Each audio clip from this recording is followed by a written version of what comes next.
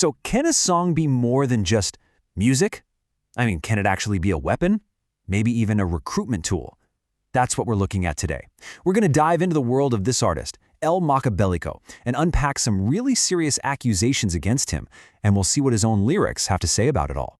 Yeah, the source material we're looking at, it does not pull any punches. I mean, it kicks things off with this incredibly direct accusation.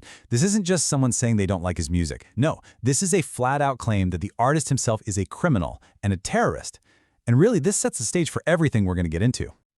All right, so to really get the full picture here, let's break down exactly what these claims are. The source we're looking at makes two very specific and, very serious points. Okay, first up, a direct link. The claim is that El Makabelico is actively involved with a very specific organization, the Cartel Del Noreste. And it's important to note the source we're using straight up calls them a terrorist group. And the second claim? Well, this one's all about the purpose of his art.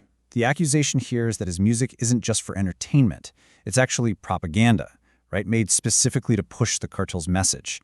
To put it another way, the music itself is being called a key part of a criminal operation. Look, these are some heavy accusations.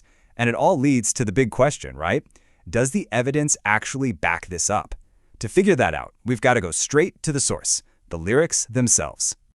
So we're going to zero in on one specific song that's mentioned in our sources. It's called El Wero V15, Represento al Cartel.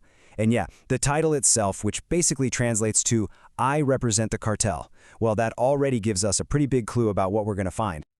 Okay, but before we jump into the lyrics, let's just be super clear about the group at the heart of all this. The Cartel Del Noreste, or CDN for short. That's the organization El Makabelico is accused of working with. And remember, our source material explicitly calls them a terrorist group. So just keep that context in your head as we go through these lyrics.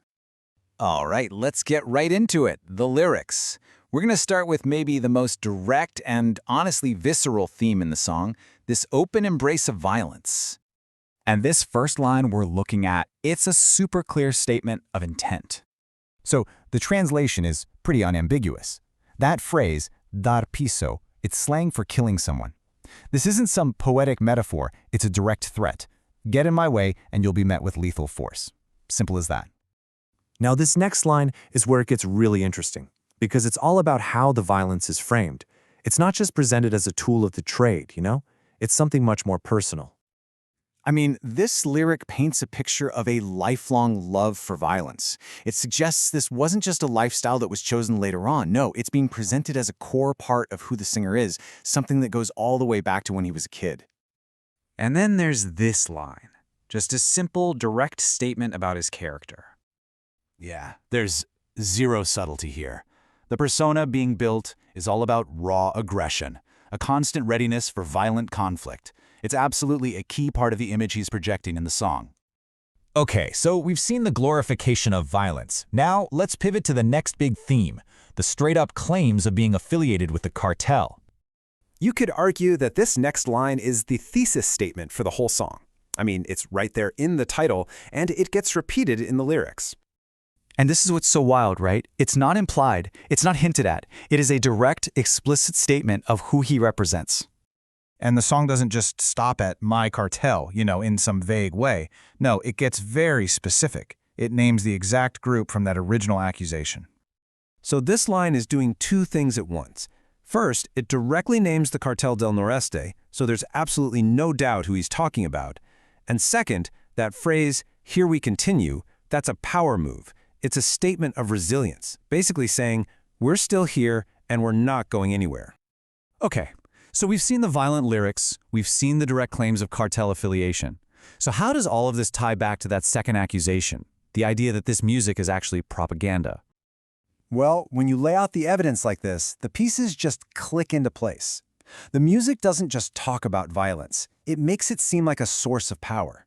It's not about some generic criminal life. It's an advertisement, explicitly naming and representing the CDN. And by making this whole lifestyle seem aspirational, something to look up to, it becomes a powerful recruitment tool. I mean, these are pretty much the classic hallmarks of propaganda. So, what's the big takeaway here? Our source material draws a straight line from the accusation to the evidence.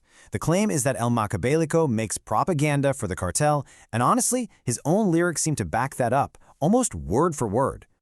And all of this leaves us with one final thought to chew on. We've looked at the accusations, and the lyrics really do seem to speak for themselves. But it also brings up a much bigger question for all of us, doesn't it? When music stops just reflecting a violent reality and starts actively promoting a criminal organization, where exactly is that line between artistic expression and straight-up propaganda? What is its true purpose?